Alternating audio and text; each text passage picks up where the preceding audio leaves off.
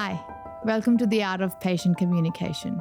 In the last 2 episodes of Season 1, we will be talking about the power of feeling great inside and outside and how it affects your ability to communicate.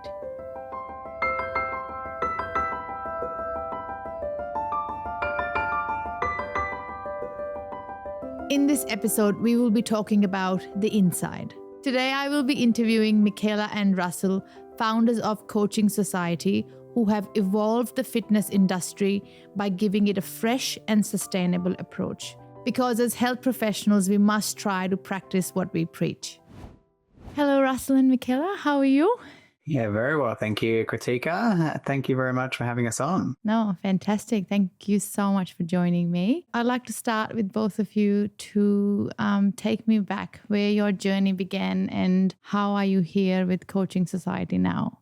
Absolutely. It's been a bit of a whirlwind of a journey, I guess, for Mikayla and I. So Mikayla and I, we own Coaching Society. We're an online health and fitness company based in regional Victoria.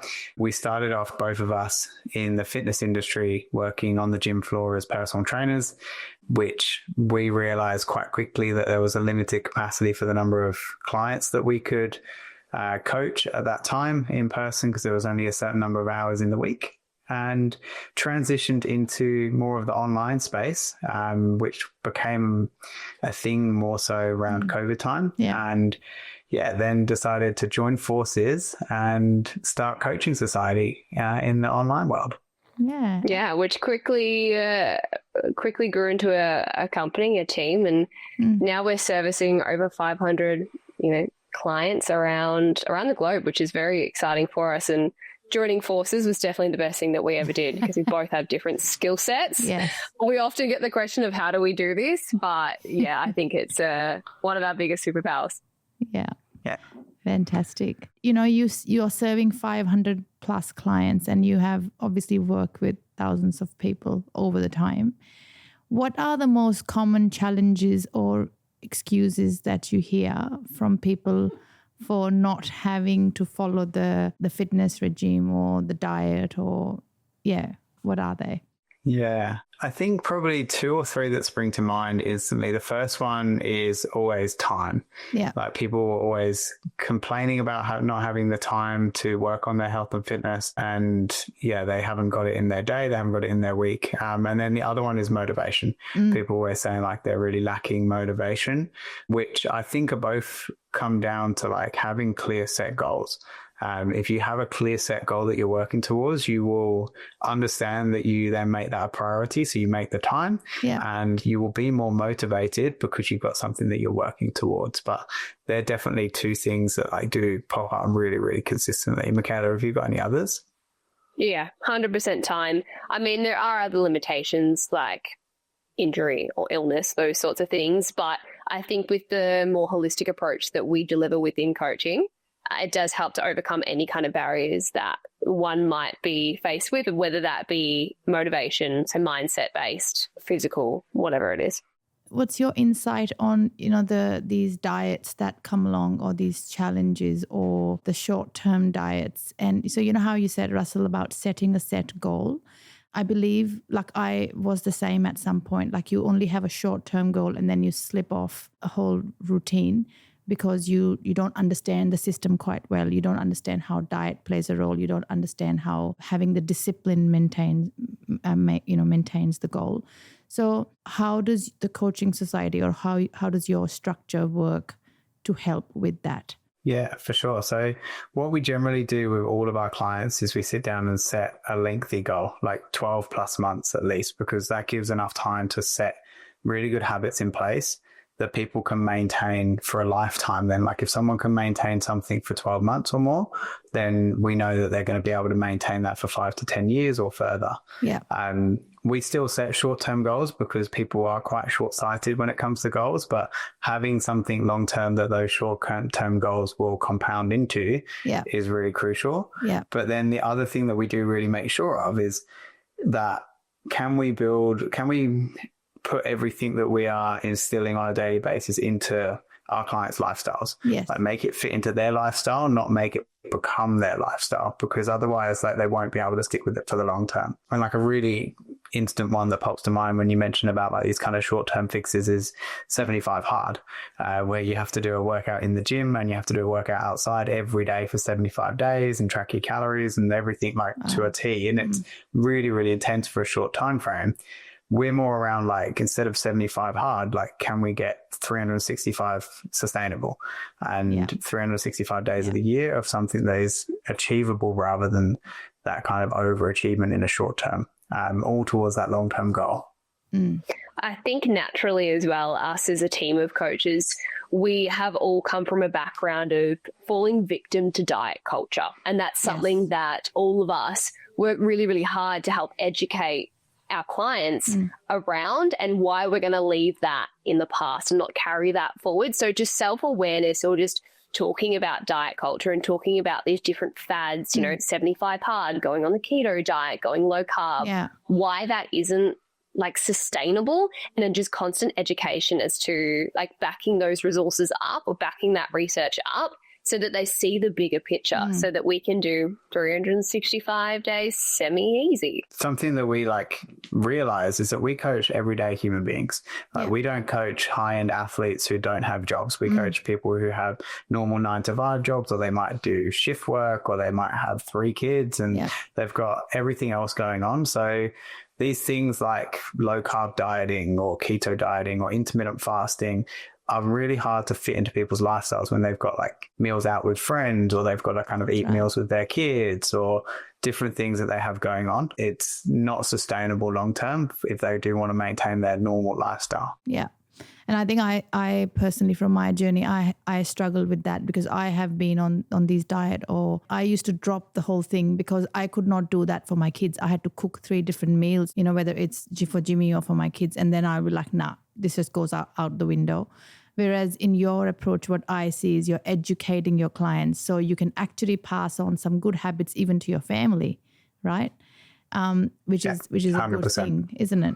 And that's our job as coaches. Like, we're educators at the end of the day. Yes. We're going to give you the what, but we're always going to back that by the how. And I think that that's really important within any kind of industry, whether it be, you know, doctors, dentists, like online coaches, personal trainers. If you're not educating your patients, your clients, and what you're doing and how you're doing it and why you're doing it, then they're never going to be able to make that long-lasting change in their life. That's right. Exactly. Like when we go to the gym, right? Or when we do what we are meant to do, or when we eat well, what sort of chemicals are released in our body that makes us feel good? Why do we feel good after doing this?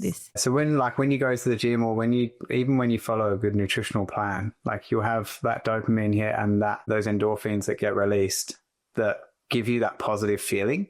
So everyone, like, it's runners always talk about it when it's like the runner's high, like that you get at the end of a run. Yeah. It's that kind of endorphins that do come in when you've achieved something hard, like when you've put your body through a stress and come out the other side of it, which is part of what exercise is, and maintaining good fitness levels or maintaining good nutritional habits. It's like, it's doing something that is challenging and hard for you that then creates that really good positive feeling at the end of it. And it is so important. And would you have any stories that your clients would share with you of how good they feel about themselves after going through a journey with you?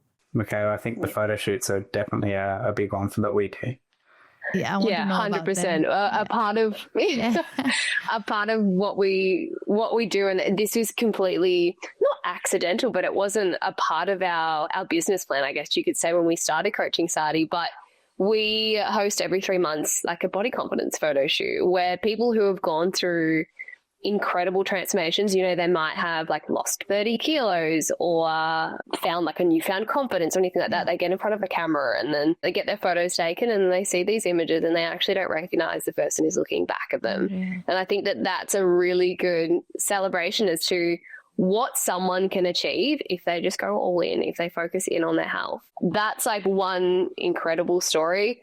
There's so many other stories. For example, we work with a lot of women who have had, you know, fertility issues and aren't able to fall pregnant, or women with endometriosis, PCOS, that have never been able to get a handle on, you know, their condition. And at the end of the day, it debilitates them and it really takes control of their life. So again, with the kind of holistic coaching that we practice, that we preach, we're able to help them to get a better understanding of that and how to control or manage those conditions through lifestyle factors, through the controllables, training, diet, stress management, those sorts of things. So I think that, there's some incredible stories, but those two are definitely one that I always go back to. I absolutely love watching the body confidence shoot images. They are so good. Like I can see they all feel, you can see the confidence coming through their skin, like so happy.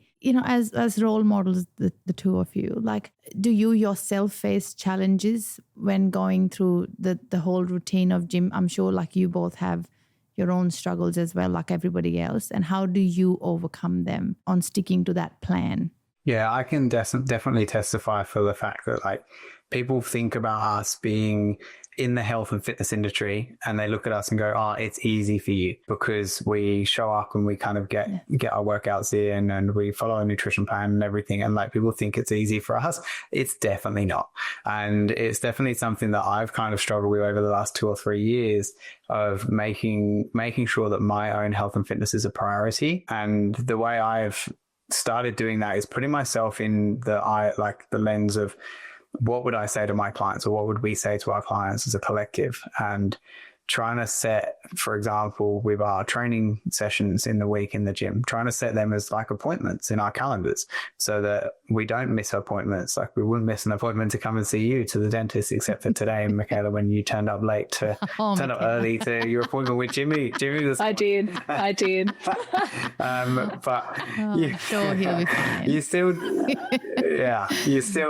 still showed up. So that was the main thing. It's like you still showing up to those kind of appointments, knowing that like discipline does have to take over because motivation is not going to be high at all times. You'll go through ebbs and flows of high and low motivation, and it's all about like riding that wave. Like when motivation's high, doubling down and going, okay, what can I achieve like in this period? But then when motivation's low, it's like, okay, now I need to really dig deep on that long-term why of why I'm doing this to keep going for the long term. Yeah. I think it's also about accepting that you're going to go through different seasons within your life. Like there's going to be seasons in our life in particular where we've been heavily involved within the operations of the business, and perhaps we couldn't give, the amount of time to our own personal training or to our own, personal goals. But we understand, Russ and I as a collective as well, know that those seasons, they're not going to be forever. Right now, we might need to do a month of just doubling down on the business, helping our team grow, helping our community grow, and then knowing that next month we're going to be back into it. And I think that that's something that Russ and I have been able to do for the last 10 years, like the last decade. And that's been a big part of the sustainability of how we approach different seasons within our life and how we know that health, fitness, proper nutrition, it's going to be a part of our lives for the rest of our lives. Yeah.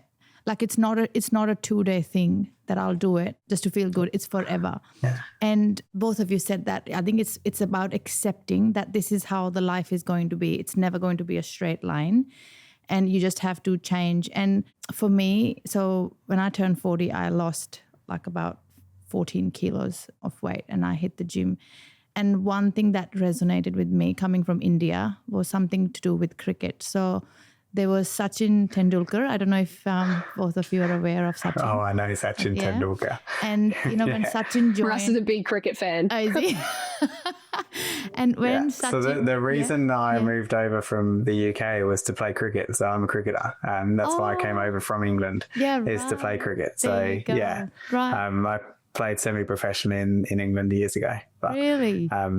Yeah. Yeah, wow. So this would actually resonate with you, Russell, then.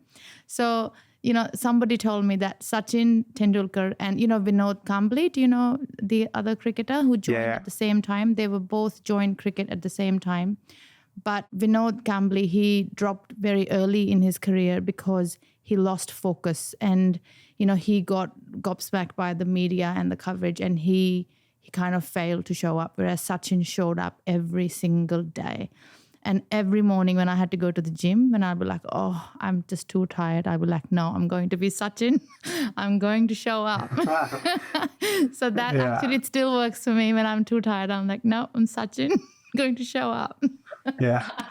That's amazing that like you resonated with that. I'm just thinking about examples now of like any of clients that we've got who might have someone that they look up to and being like, for example, someone here who might like love Ricky Ponting or Steve Smith and saying the same thing, saying, would Steve Smith be skipping the gym right now, or would he be skipping his training session? That's it. Oh, that's incredible. Yeah. And I think when I lost all that weight, I realized that how going to shopping became so much easier. Just to buy something, how it just sits that little better on you, it becomes easier. Then, like, you know, when you're going somewhere, when you're presenting yourself, whether it's in the clinic or, you know, socially, you just feel so much good.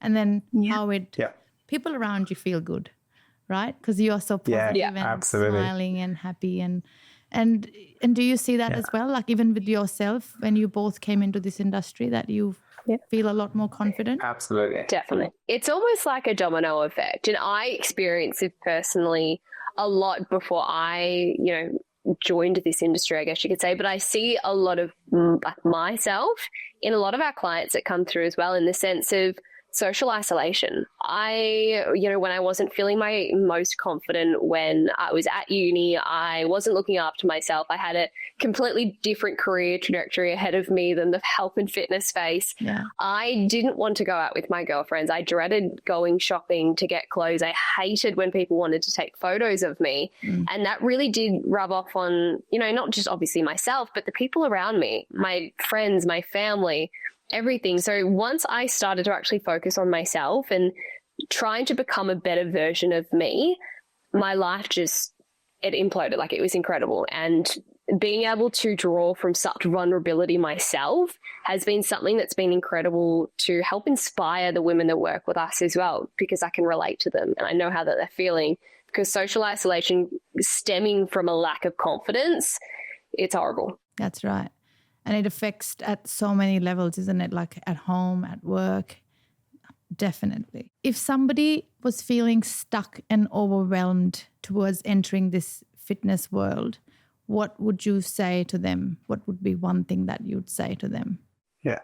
It's kind of cliche, but like, walk before you can run. A lot of people will look at what a lot of other people in the fitness industry or on a health and fitness journey are doing. Social media is probably one of the worst things for it, because everyone shares all of their highs on social media. Like, oh, look at this run that I went on, or look at this workout that I did, or look how great my nutrition is, and all of this stuff that people see, and they expect that they're going to be able to do that from day one. But you want to try and just basically walk before you can run by starting at a level that you can cope with. So even if that is literally just going for a 30-minute walk each day and just trying to make one good, conscious, healthier decision with your food each day, that's still a massive stepping stone into building really good, sustainable habits without having to go to the gym for an hour every day and then go for a run 3 days a week and track every single calorie that you consume or anything like that. It's just starting small. And then once you've kind of built those habits for 2, 3, maybe 4 weeks, then can we try and implement something else? Like, could we go to the gym twice a week instead of 2 of those walks? And that's then the next stepping stone and building up from there rather than the all or nothing kind of mindset. I definitely think that that's where people go wrong and fall short, is they do dive into the all or nothing mindset and it ends up being nothing because they can't sustain the all. That's right. Yeah, I think that a lot of people aim to be perfect, and the week that things aren't perfect, they can't get to the gym because the kids are sick, or they can't get to the gym because they have, you know, a works event pop up or something like that. The minute that it's not perfect in their eyes is where they're like, oh, I can't do this. What's the point? And they give in. So aiming for just slow, consistent progress rather than just trying to be perfect all of the time is definitely where we would personally recommend you start. Fantastic. That's great advice. Thank you, Mikayla and Russell. And one last question is, what role do you think self-discipline plays in building that confidence? Yeah, I do think you have to have self-discipline. Like, there's a lot of I'm kind of shooting myself in the foot a little bit here as a coaching business by saying that you have to rely on your own discipline rather than the accountability of kind of others and things. But I do think if you've got that internal discipline, you can pull on that whenever you need. And like I said at the start, like setting those goals and making them really meaningful to you, so then you can then realign yourself with what your goals you're working on, to then be able to tick the boxes on a day-to-day basis. You got to try and keep it for like as close in front of your eyes as you can. I know a lot of people set like quotes on their phone home screen and things like that, to then look at that and go, yeah, cool, I'm going to refrain from overeating with my nutrition, or I'm going to refrain from just sleeping in this morning. Like if they set an alarm with a reminder in the morning that says, get up and go to the gym, and they're more likely to do that than just like closing their eyes and nodding off for another hour. I think as well as that, accepting that some days aren't going to be easy, and then that's okay. Like some days are going to be hard, and some days you're really going to have to rely on discipline, and not expect that, like almost go into things expecting it to be hard. Yeah. Because we always say, if you're doing hard things, you're creating a tough character, you're creating a tough human being, you're creating resilience within yourself. So if you're disciplined and if you're exposing yourself to doing hard things, then you're going to be a better person going into that, knowing that it's going to happen. I also, just to add to that too, like I think that trying to look at the bigger picture of what you're actually doing with improving your health and fitness. Like it's not just about the way that you look. It's not just about even the way that you feel on a day to day. It's about your long-term longevity of life and improving your life. Like if someone is a little bit overweight and needs to lose 10, 15, 20 kilos, like how is that going to impact them in terms of their confidence levels? How is that going to impact them in terms of being able to keep up with their kids? Or when they're in their like 50s, 60s, 70s, carrying less load so that they've got less strain on their body, like all of those longer term things that if you have multiple goals, rather than I want to look great on the beach in Bali in July, like rather than just that one small kind of goal, which is a bit superficial, why can't we have multiple goals that are long term, that then discipline becomes a lot easier because you've got different things that you can go, great, I'm going to grab that today. Oh, I'm going to grab that to keep me going. Yeah. Fantastic. What a great insight. Thank you. Thank you so much. And I hope I can get all these health professionals to the gym and onto good diets so we can all practice what we preach every day, every minute to our patients. That's it. Thank you. Thank you so much. That's right. Thank you. Thank you for having us. Okay. Thank you very much. Thank you. Take care. Bye. Bye. Bye. Thank you for listening. I hope you got something out of it. Follow me on Instagram and subscribe on YouTube. Thank you.